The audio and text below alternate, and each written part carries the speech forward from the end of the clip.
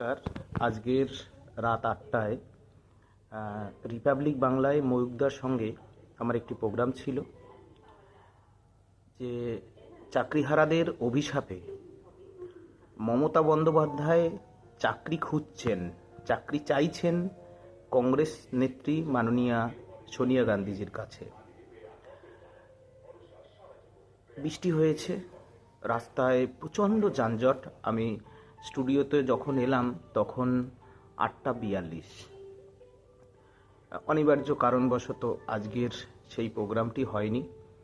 রাজ্য জুড়ে সমস্ত চাকরিহারা যারা যোগ্যজন, যোগ্য শিক্ষাকর্মী 3394, যাদের 15 মাস ধরে বেতন বন্ধ, আনটেন্টেড শিক্ষক শিক্ষিকা যাদের 31শে আগস্ট পর্যন্ত চাকরির মেয়াদ আছে,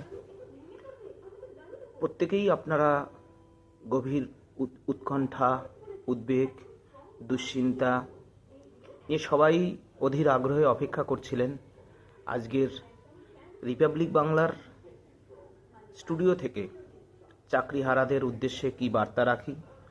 আপনারা জানেন, ইতিমধ্যে রাজ্যের মাননীয় মুখ্যমন্ত্রীকে আমরা জনতার দরবারে সাক্ষাৎ করেছি, কথা বলেছি, চিঠি, দাবি, আবেদনসমূহ তুলে ধরেছি।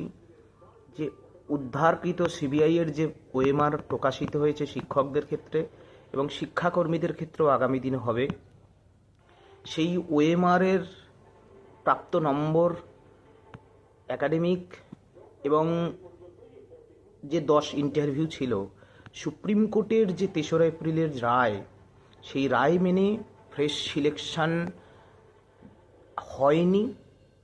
সেই ফ্রেশ সিলেকশন করার সুযোগ এখনও আছে এবং এই ওএমআরের উপর ভিত্তি করে